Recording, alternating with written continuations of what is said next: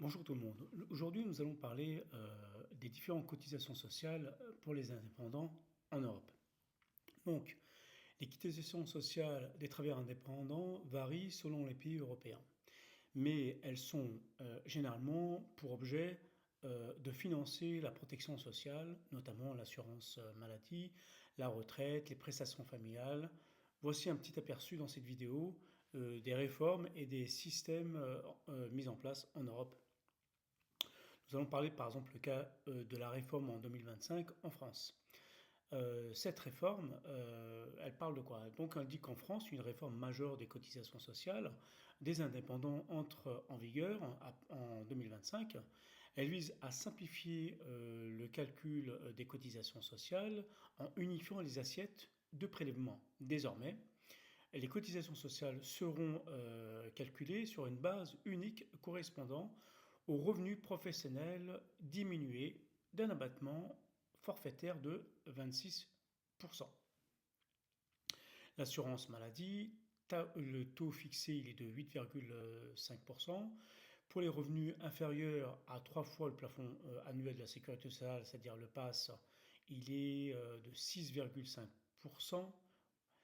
Pour la CG, pour la CRDS, le taux reste inchangé, il est de 9,2% pour la CSG et 0,5% pour la CRDS, mais une diminution du montant total grâce à la nouvelle assiette.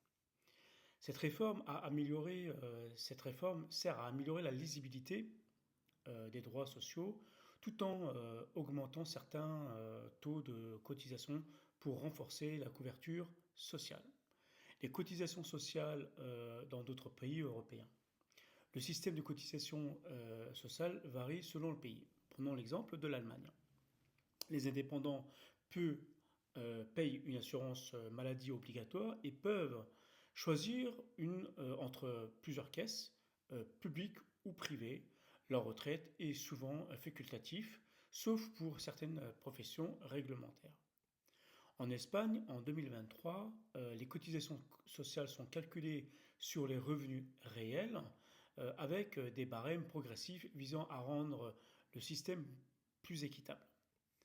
La particularité en Europe, certaines réformes ciblent les travailleurs indépendants opérant via des plateformes numériques, notamment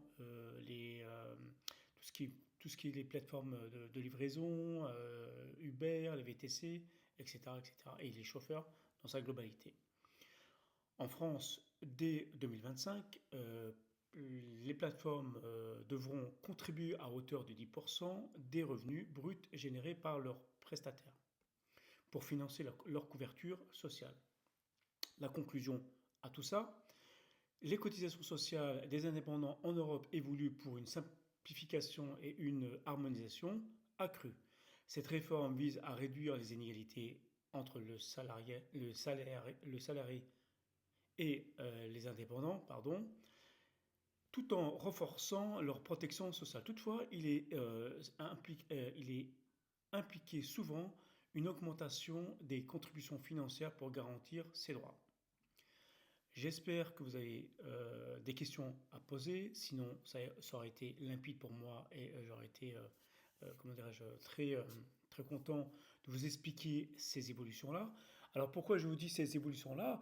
Tout simplement, c'est que aujourd'hui, étant donné que nous luttons pour l'harmonisation et pas pour la coordination européenne, cela nous permettra après par la suite de choisir dans tous les pays européens, ce qui est actuellement légal avec le syndicat TLS, de choisir sa propre caisse de sécurité sociale. Je vous donne un exemple. Nous adhérons, nous sommes en Irlande, en Luxembourg, en Espagne et bientôt dans d'autres pays. Eh ben, nous payons par rapport, même si on exerce en France, que ce soit des boulangers, que ce soit des pharmaciens, des chirurgiens dentistes, des infirmières, presque totalement tous les types de métiers qui peuvent exister en France, eh ben, on peut payer nos cotisations ailleurs. Et que c'est une réglementation européenne pour laquelle tous les pays européens ont signé. Et puis aussi la Suisse.